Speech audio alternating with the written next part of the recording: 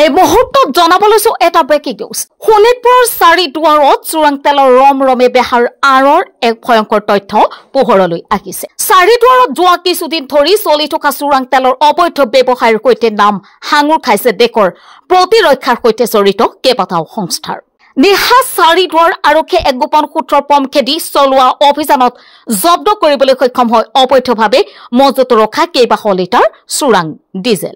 চাৰিদুৱাৰৰ দুৱাং বাৰী অঞ্চলত অভিযান চলাইছিল আৰক্ষীয়ে। ঘটনাৰ সন্দৰ্ভত আৰক্ষীয়ে হাতেলোতে কৰায়ত্ব কৰিবলৈ সক্ষম হৈছে এজন লোকক।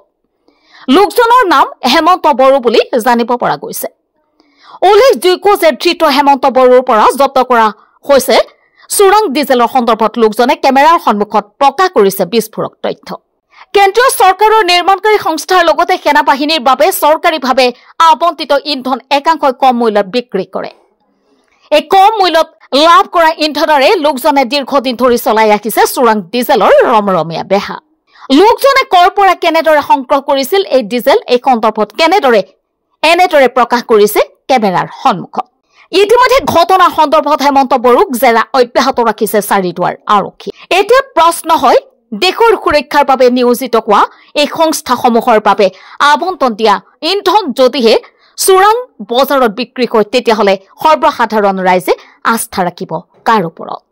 ইয়াকে লৈ এতিয়া চাৰিদুৱাৰ অঞ্চলত সৃষ্টি হৈছে তীব্ৰ প্ৰতিক্ৰিয়া। কি নাম আপোনাৰ? হেমন্ত বড়ো।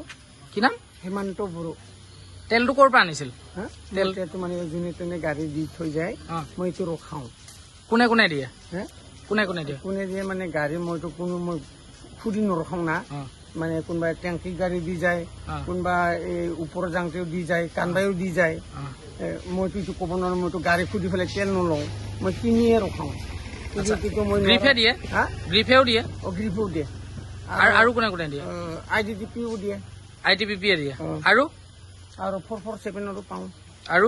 আৰু আছাম আমাৰ এইটো কিবাৰো পাওঁ, এই CRP কেম্পৰো পাওঁ। কোনোবা দিলে মানে লওঁ আৰু। কিমানকে দিয়ে? কেতিয়াবা 60 লিটাৰ, কেতিয়াবা 20 লিটাৰ, কেতিয়াবা 40 লিটাৰ। আজি কিমান লৈছিল? আজি 80 লিটাৰ লৈছিল। 80 লিটাৰ লৈছিল। কিন্তু আপোনাৰ তাততো 400 লিটাৰ বেছি ওলাইছে। নহয়, এইটো এতিয়া বিজনেছ পাৰ্টনাৰ নাই, মানে এতিয়াতো মই ৰখাব লগা হৈছে। এতিয়াতো ট্ৰেক্টৰ চলা নাই, বানপানী হৈ আছে, একো নহয়, এইকাৰণে এইটো বস্তুটো জাম হৈছে। এতিয়াতো বেচিব গৈছে, মই ৰখাইছো এইটো। মানে এতিয়া কিনিব গৈছে, মোক দিব গৈছে, মই কিনি ৰখাই দিছো।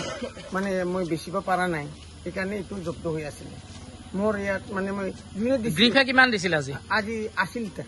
কোনে গ্ৰীফে দিছিল? গ্ৰীফে দিছে আজি। গ্ৰীফে দিছে? হয়। CRPFে দিয়ে? দিয়ে, কেতিয়াবা 60 লিটাৰ, কেতিয়াবা 20 লিটাৰ এনেকুৱা গ'লে মানে দিয়ে। আৰু আৰ্মি এই আমাৰ 447 কেতিয়াবা গাড়ী গ'লে মানে 20 লিটাৰ 60 লিটাৰ এনেকুৱা দি যায়। আৰু কানবাই গ'লেও কানবাই গাড়ীও দি যায়। এইটো মানে চুৰি তেল? এইটোতো মই চুৰি বুলিতো মই নাজানো। গাড়ী যায় যেতিয়া দি যায়, মইতো কেনেকে চুৰি বুলি কম? এইটো যাছে আৰু মই ৰখাওঁ, মই কিনা মানুহ, মই কিনিছোহে। এইটো চুৰি মাল নাই কি, মই কেনেকে কম এইটো? আপোনাৰ নামটো আকৌ এবাৰ কৈ দিয়কচোন। হেমন্ত বড়ো। হেমন্ত বড়ো? হয়। আপোনাৰ ঘৰ ক'ত? মই দুৱাংবাৰী। দুৱাংবাৰী? হয়। ঠিক আছে। News text report daily 24।